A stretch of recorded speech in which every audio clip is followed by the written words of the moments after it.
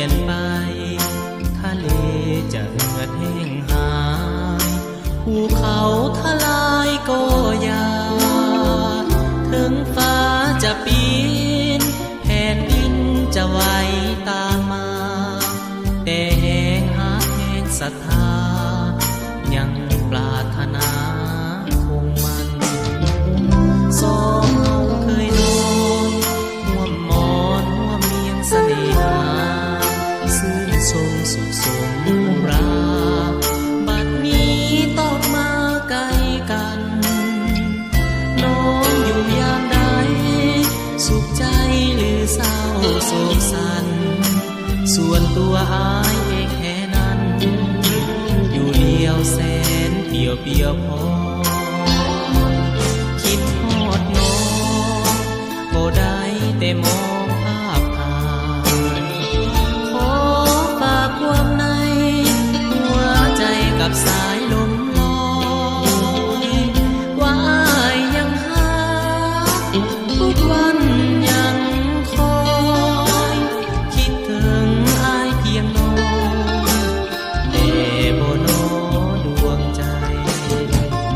ถึงเฮาใกล้กันจะนานจากฟ้าจากนี้หักอายออกจากใจนี้บ่มียังมาลืบใดหักและห่วงน้องคอยน้องอยู่ทุกวันไปมุ่งหวังพบกันครั้งใหม่หากใจน้องบ่เปลี่ยนแปลง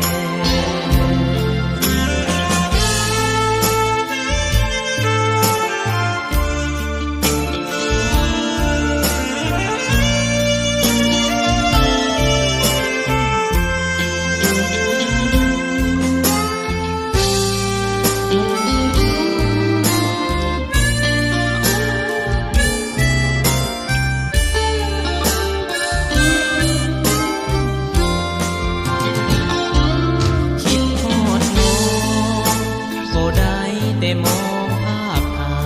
ยขอฝากความในหัวใจกับสายลมลอย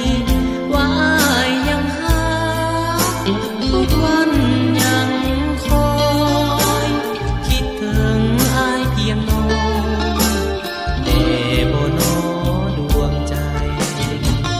ถึงเฮาใกล้กันจะนานจากฟ้าจากนี้หักอายออกจากใจนี้